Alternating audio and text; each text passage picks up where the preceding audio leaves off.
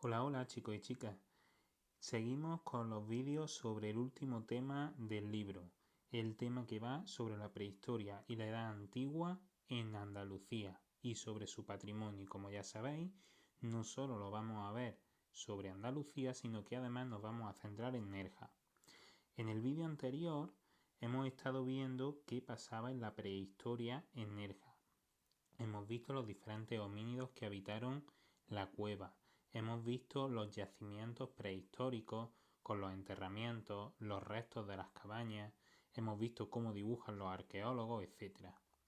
Bien, ahora ¿a qué pasamos? Pues pasamos ni más ni menos que a la época de las colonizaciones. ¿Y quiénes colonizaron la costa de Granada, de Málaga, de Cádiz? Es decir, toda la costa de Andalucía. Pues fueron los griegos y los fenicios. Ellos son los responsables de que la cultura que había aquí en nuestras costas, la cultura anterior a esas colonizaciones, las culturas que hicieron las pinturas, que hicieron los primeros enterramientos, ¿vale?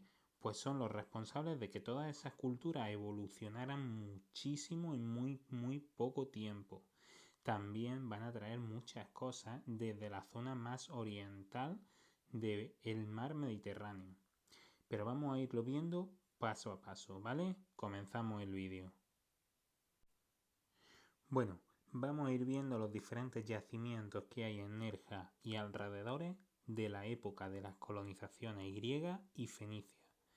¿Cuáles van a ser los principales? Pues mirad, hay bastantes porque toda la región está llena de yacimientos fenicios y griegos, pero he seleccionado tres que creo que son los más interesantes y además son los que están más cerca. Mirad, la primera de ellas, el primer yacimiento, es la necrópolis fenicia del Cortijo de la Sombra. Está en Frigiliana.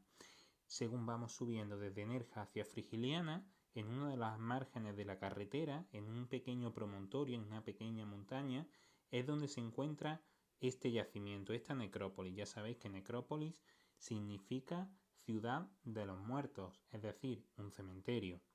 Bueno, pues en esta necrópolis se encontraron diferentes objetos. Mirad, comenzamos viendo diferentes urnas de sepultura. ¿Os acordáis que decíamos antes que ya en el Neolítico algunas de los enterramientos que se hacían eran en urnas, como el que se encontró en la cueva de Nerja? Bueno, pues con los fenicios esto sigue y además se hace mucho más frecuente. Y como veis, hay diferentes tipos de urnas, de cuello ancho, de cuello estrecho, ¿vale?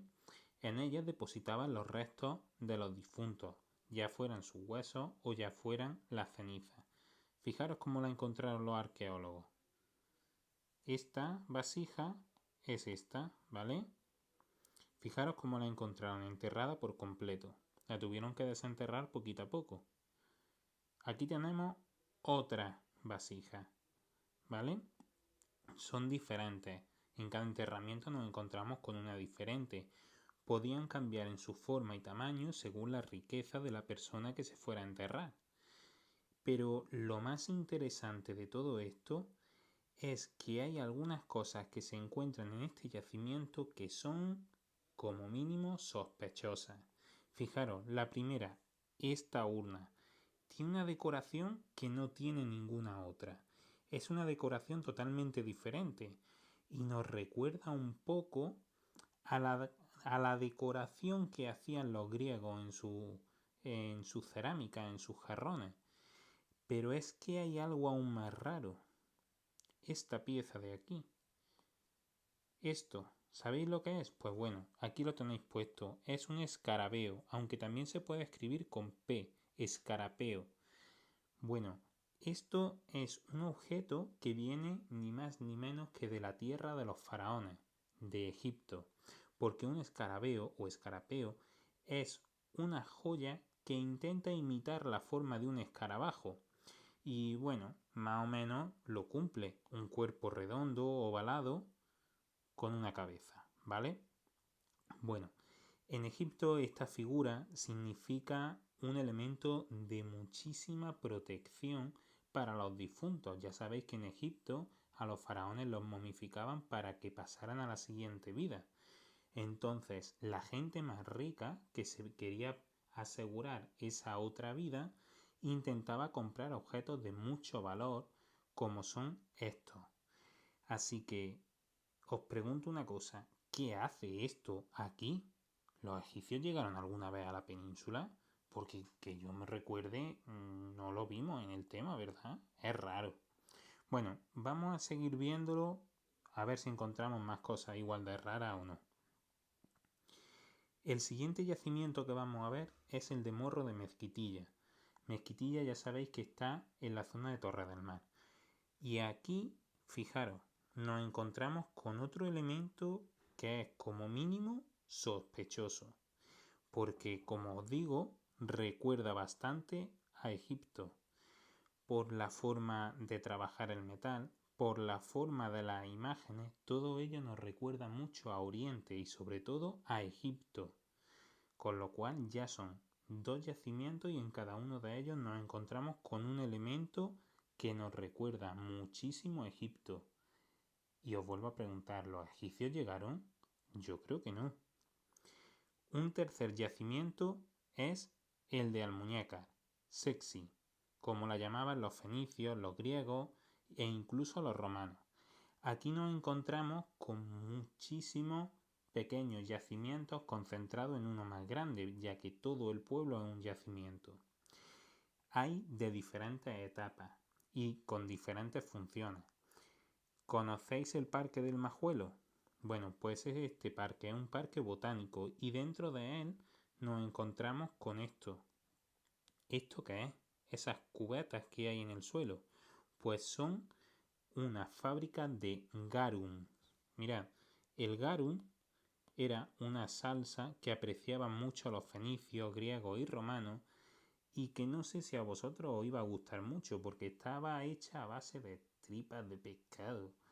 Y bueno, era una cosa un poco rara, pero a ellos les gustaba. Y de hecho las fábricas de garum de Hispania eran muy famosas. De hecho hay un montón de ellas. En Maro también hay otra. Bueno, junto con este yacimiento en Almuñécar también nos encontramos, fijaros, otra necrópolis de origen fenicio. Ya tenemos otro lugar donde podrían aparecer restos raros, porque como habéis visto, los otros 2 yacimientos también eran necrópolis, y en las necrópolis es donde nos aparecen las cosas más raras. ¿Creéis que en Almuñécar apareció algo raro?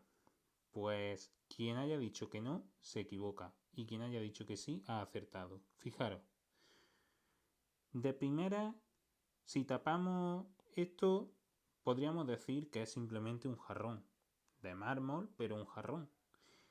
Pero ojo, porque este tipo de escritura nos recuerda algo o no. Porque eso huele a egipcio desde lejos, ¿o no? Fijaros, el pájaro. Fijaros en la llave del Ankh, un símbolo egipcio muy típico. Todo ello nos está hablando de que proviene de Egipto y de hecho los arqueólogos han conseguido traducir todo esto y ahora ya saben que son en los nombres de un faraón, del faraón Apophis I. Y también se ha descubierto que este jarrón, o más bien dicho, más correctamente, esta urna, se trata de un vaso canopo.